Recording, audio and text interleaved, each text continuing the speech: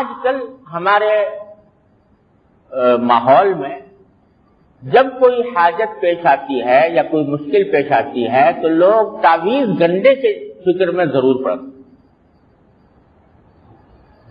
کہ کوئی تعویذ بتا دو یا دے دو اس کام کے لیے. تو وہ تعویذ کی فکر زیادہ ہوتی ہے اور اللہ تعالیٰ کی طرف رجوع کر کے نماز حاجت پڑھ کر دعا کرنے کو کچھ سمجھتے ہی. حالانکہ جو حضور اقدس صلی اللہ علیہ وسلم سے طریقہ ثابت ہے وہ یہ ہے کہ 2 رکعت پڑھو، اللہ تبارک و تعالیٰ کی بارگاہ میں دعا کرو.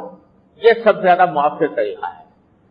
اس میں ثواب بھی ہے، اس میں اللہ تعالیٰ کی طرف رجوع کرنے کا فائدہ بھی ہے اور ساتھ ساتھ مؤثر بھی سب سے زیادہ ہے. تعویذ گنڈے ہر چیز سے زیادہ مؤثر ہے، لیکن ہمارے معاشرے میں تعویذ گنڈے کو سب سے زیادہ مؤثر سمجھ لیا گیا اور لوگوں میں یہ بات بیٹھ گئی کہ بھائی ہر چیز کے لیے کوئی نہ کوئی تعویذ ہونا چاہیے، ہر چیز کے لیے تعویذ ہونی چاہیے. کوئی فلاں چیز کا تعویذ دے دو، فلاں چیز کا تعویذ دے دو، فلاں چیز کا تعویذ دے دو.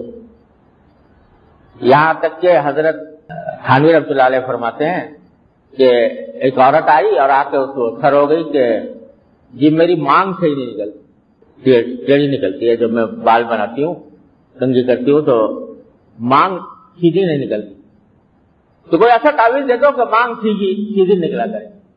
انہوں نے کہا بھائی ایسے اس کا کوئی تعویذ نہیں جی، کوئی تعویذ دے دو، آپ عالم آدمی ہو اور کوئی تعویذ دے دو. لوگ یہ سمجھتے ہیں کہ عالم جو ہوتا ہے وہ سارا علم دین جو پڑھتا ہے وہ سارا تعویذ گنڈے کے لیے پڑھتا ہے، تو اس کو اگر تعویذ گنڈے نہیں آتے تو وہ عالم ہی نہیں.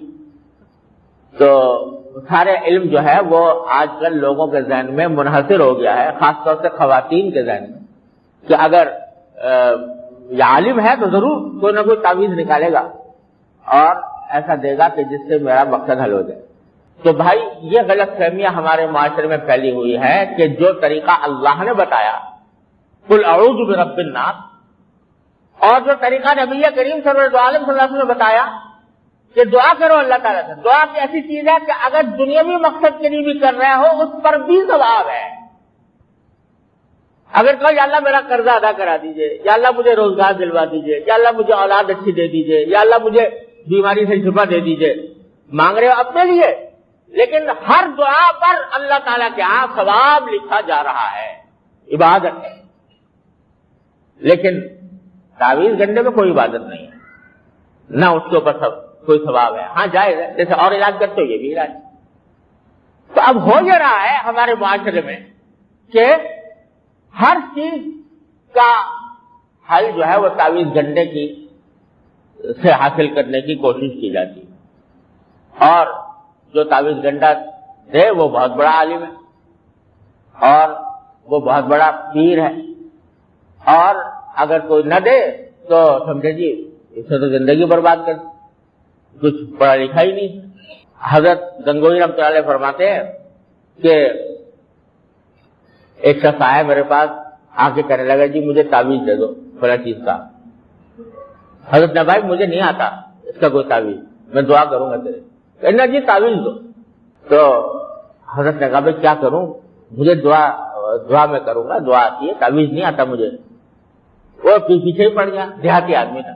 حضرت نے سوچا کہ دیہاتی آدمی ہے تو اس کو میں رد کروں گا تو اس کا دل ٹوٹے گا. تو اللہ تعالیٰ سے دعا کی کہ اللہ اس کا تو تعویذ لکھ کے دیا، اس پہ اردو میں لکھ دیا کہ یا اللہ میں جانتا نہیں یہ مانتا نہیں، یا اللہ میں جانتا نہیں یہ مانتا نہیں، تو آپ اللہ اپنے فضل و کرم سے اس کی مراد پوری فرما دیں. یہ دعا لکھ کے دے دیجیے، لے جا بھائی. اللہ تعالیٰ نے اسی سے فائدہ کر دیا. تو ہوا یہ ہے تعویذ جو پیدا ہوئے ہیں نا، کیسے نہ قرآن میں آئے نہ حدیث میں آئے، لیکن پیدا اسی لیے ہوئے کہ کسی بزرگ نے کوئی بات لکھ کے دے دی، کوئی کلمہ، اللہ تعالیٰ نے اس میں تاثیر پیدا کر دی، فائدہ ہو گیا. تو لوگوں نے کہا بھائی یہ تعویذ فلاں چیز کا بہت تعویذ ہو گیا، یہ بخار کا تعویذ ہے، یہ سر کے درد کا تعویذ ہے، یہ فلاں چیز کا تعویذ ہے، یہ اس طرح پیدا ہو گیا تعویذ. لیکن اصل بات یہ ہے کہ جب کبھی انسان کو کوئی حاجت، کوئی مشکل، کوئی پریشانی پیش آئے تو جو طریقہ قرآن نے بتایا، جو نبی کریم صلی اللہ علیہ وسلم نے بتایا، اس کی طرف زیادہ توجہ دو اور اس کو زیادہ اہم سمجھو، اس کو زیادہ مؤثر سمجھو، اور دوسری چیزوں کو اس کے مقابلے میں کم تر سمجھو۔ اب الٹا سمجھ لینا کہ تعویذ کو دعا سے افضل سمجھ لینا اور یہ سمجھنا ہر چیز کا ایک تعویذ ہوتا ہے، تو یہ خیال جو ہے یہ غلط خیال ہے، اور یہ قرآن و سنت کی صحیح مرتبہ نہ دینے کی مرادی، اس سے پرہیز کرنا چاہیے۔